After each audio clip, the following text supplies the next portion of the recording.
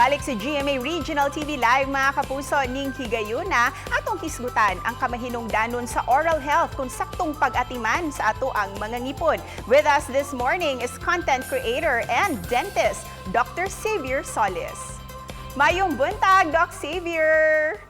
Mayong buntag, Ses. Mayong buntag sa itong mga suki manananaw nganhi.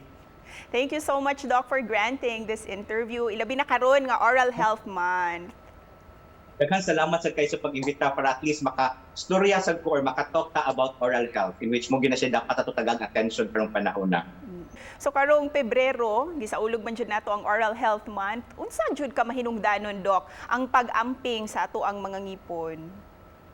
Well, that's a very good question, Ses. Ngano yung importante ang oral health? Number one, because ang oral health kay usually ma-overlook na siya o dili matanaw, dili priority because dili makitaan.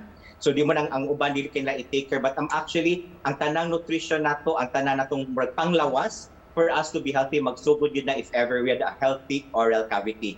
Kay dili ta makakaon og tarong kung guba nga tong ngipon. Dili ta makastorya og tarong kung guba sa tong ngipon. In the same way also dili kita makasocialize o dili kita makapicture pa selfie, di ba, kung dili sa kay nindot ang ato ang ngipon. So many reasons jud nganong kailangan ni nato ampingan. Pero karon, gusto mi mangutana unsa jud naka-cause ni ining mga cavities? And of course, unsa pud imuhang mga i-recommend para sa ato ang mga kapuso din ha nga para maatiman jud nila pagtarong ilahang mga ngipon.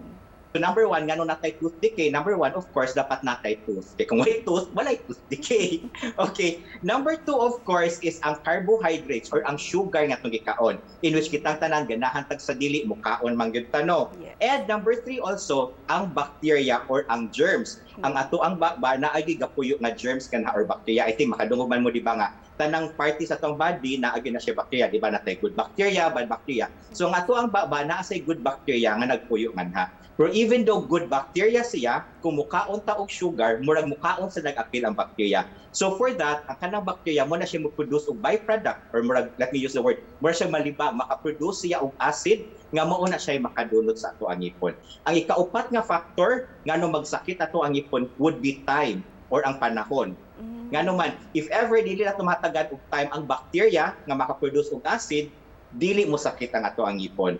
So unsaon man nato para muundang or dili maka-produce ang bacteria og acid, nga na mosulod ang ato ang pag-alaga sa atong baba, in which mo na number one na gid kaayo, very simple ang pagpanutbrush. Ug usa po, Doc, unsa ka important ning dental floss na kailangan daw after you eat, kinahanglan daw mag-floss. Kay some would say nga actually added na karong oral health man karon usa gyud ni ka-push karon sa PDA.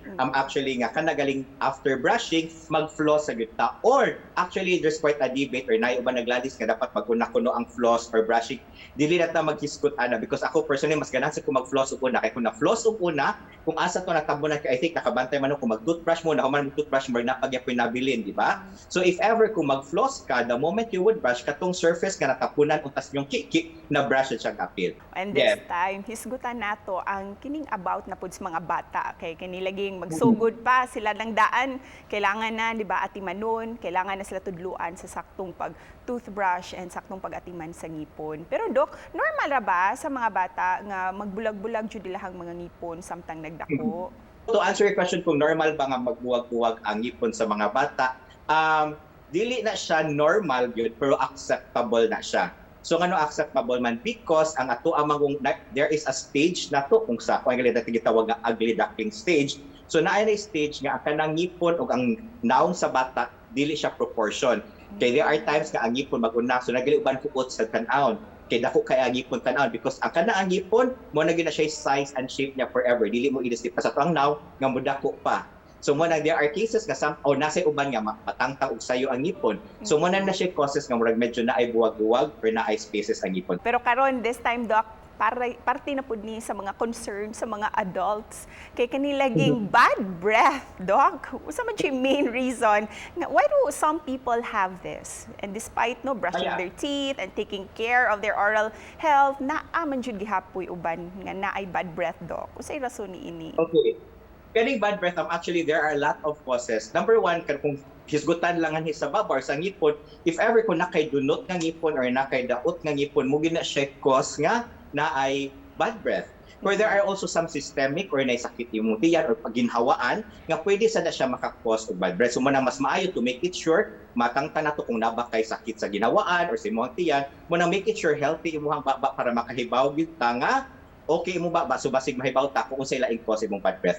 And of course, probably dili ka man toothbrush. So man pa toothbrush good and mouthwash. And wala gini siya kasi being adult, we emphasize that na story nato about sa mga bata ganina.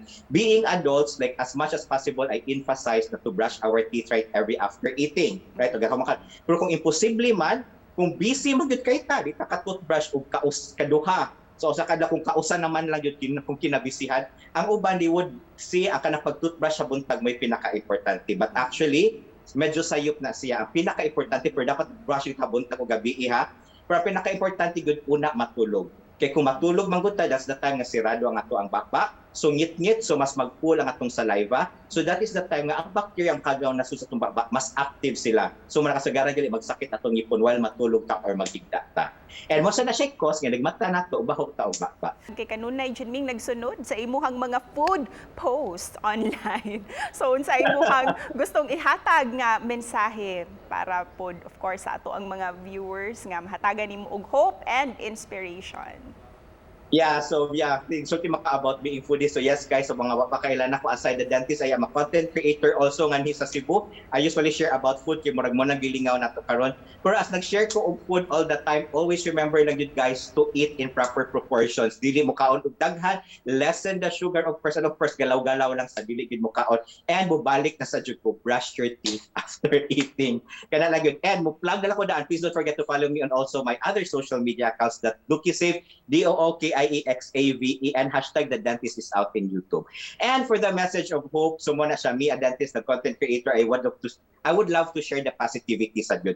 Muna magamit yung ko sa hashtag nga just keep smiling. Because kung unsa man ang situation karon, we just have to look things positively and we have to do our part because everyone is doing our part. We should do our part to protect ourselves in the same way protecting others. Also, para we would be hopeful nga mas maayo na yun ang mga maabot. Thank you for making us smile every day. Thank you.